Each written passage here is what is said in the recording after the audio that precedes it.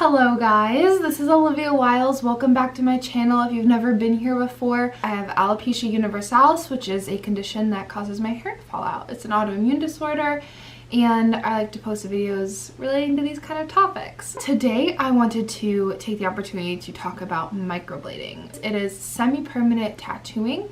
So because it's semi-permanent, it does not last forever. The thing is just that it fades. So for me, at least, I have to get them redone every 8 to 12 months-ish. I like to get them done more than once per year. I usually try to do every 8 months.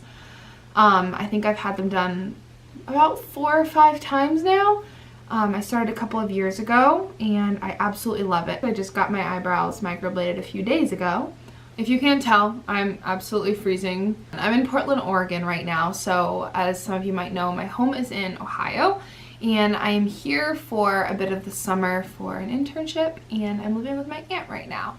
So yeah, and it's freezing today. It's just been raining all day, which is a Portland thing, you know. So it's rainy and cold, and I have my coffee and I have my blanket, so just excuse me while we chill and talk about microblading. I went over what exactly microblading is. They use a handheld tool. The best way to describe it is it kind of looks like an X-Acto knife, but it's just like the blade is shorter rather than longer like a regular X-Acto knife. First they numb the whole area, and then they'll basically draw in hair strokes. So it's different than just getting like block color, so just getting them like filled in, whereas microblading can actually get those hair strokes in. So for people like me who don't have any eyebrows, or even who just have hair loss in their eyebrows, it can really help to create like a realistic look. So here are mine. I just got them done a few days ago.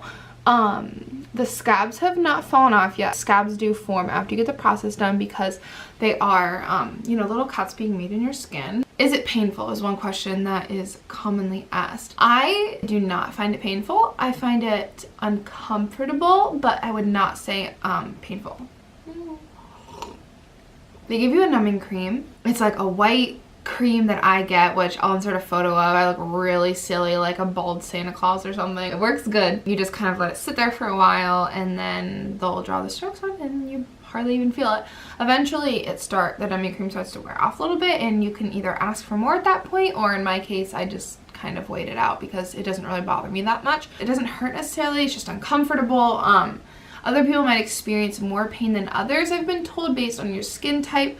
But either way, I've not spoken to anyone who just finds it absolutely unbearable. But on that note, for some reason with this area of your skin, when you're getting the hairlines drawn in, it really makes you want to sneeze. That's just a funny thing to be aware of when you're going into it, to make sure that you're always like saying, hey, I gotta sneeze, so then everyone can back off and there won't be any tattooing in the wrong places. So how much does a process like this cost? It is an investment. It is not cheap. It is a tattoo, and it's, you know, it's a specialty item, so it's not going to be like a baseline super cheap fee, kind of like getting a traditional tattoo would be, whereas like a small tattoo could be maybe like $50.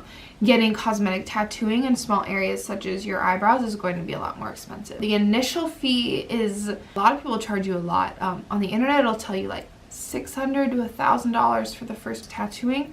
I find that incredibly expensive and stupid. That's just me. The lady I go to, the first fee is about $500. And then after that, for everything called a touch-up, is about $150 every time. I absolutely love the woman that I go to. She always does a fantastic job. Makes me feel very comfortable the entire time. And it only costed $500 for the first time. I know I say only, but you have to remember that it is a specialty item. If it's worth it to you, it is an investment.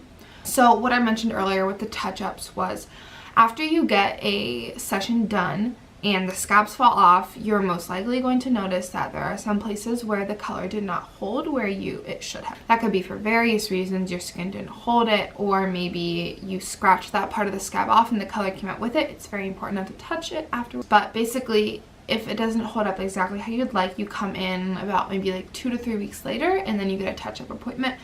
The touch-up actually is usually included, but whenever you get them redone every like 8 to 12 months later, that's when like the $150 comes in, because you're not getting them completely redone again, you're just getting them filled in areas where it may have faded. So for the first appointment, you're going to kind of like introduce yourself, talk about what you want, what you're going for. If you want bigger eyebrows, if you want to add an arch, if you want them to be more rounded, you know, you're just going to talk about all of the basics.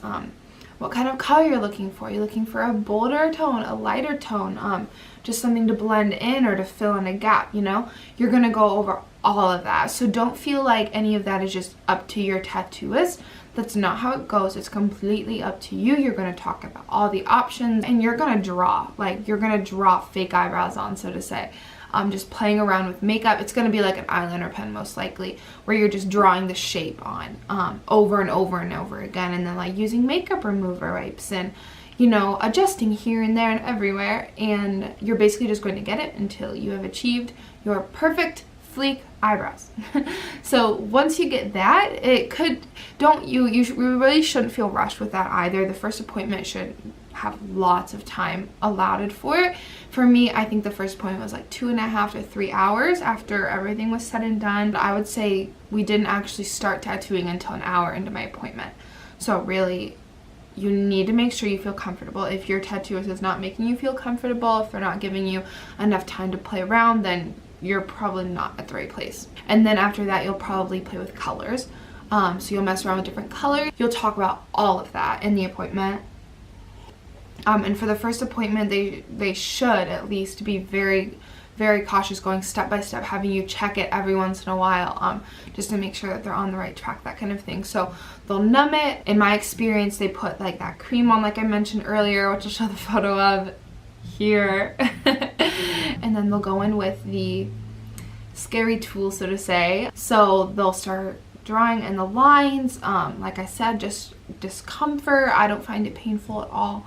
They'll dip it into the ink and then draw more strokes, and then I think at one point they even just like put a ton of ink on your face or on your eyebrows just to like let it soak in for the final time. She should give you ointment. So this goes into kind of aftercare, which I'll talk about later. So, but then for the other route you can go, which is everything after the first appointment, it goes a lot quicker. So you're probably not going to be there for like 2.5 to 3 hours unless you just really like your tattooist lady, which is totally possible because I love mine. Most of my touch-ups, so to say, like every 8 to 12 months last like an hour and a half. So you'll pretty much, this is pretty much the second and thereafter appointments are just short versions of the first one. It's really nice because at this point I feel like I've just gotten into like a routine with getting my eyebrows done, even though I've only gotten them done like maybe 5 times only. I just have gotten into a routine where I feel very comfortable. I honestly kind of enjoy it, which is weird. Yeah, really nice to just be able to depend on this. It's kind of like, I absolutely love, for anyone who has alopecia out there, love microblading. You should do it, totally. So let's talk about some aftercare, like afterwards. So like I said, you have to get them redone if you want to, if you like it, if you want to maintain the look, definitely get them redone. For about 10 days following the procedure, there are a few things you have to follow. You're not supposed to wash your eyebrows, like a light rinse, but you're not supposed to like get specific chemicals on it, which are in some face washes, just little nitty gritty things like that, which your tattooist will tell you about. You're supposed to apply you are supposed to apply this cream like once a day. Oh, you're also not supposed to exercise for like the following 6 or 7 days. I'll be honest, I do exercise. It has to do with like the sweat that can get into it and kind of mess up the ink, but I just don't exercise to the extent that I usually would. Like I do more weightlifting than I do cardio so that I don't get as sweaty. So that's just the way that I get around it. If exercising is something you love to do, that might be something you consider as well. I really hope that you guys get your eyebrows microbladed. I promise that you're gonna love them, especially if you have alopecia. It is such a relief to be able to have them microbladed and to wake up with eyebrows rather than have to wake up and draw them on every day. So yeah, if you have any more questions about microblading, please leave them in the comments below. I would love to answer any questions about it, tell you some more about my experience, and yeah, I hope you guys have a great rest of your whatever day this is that you're watching this on, and yeah, happy microblading. See you guys. Bye.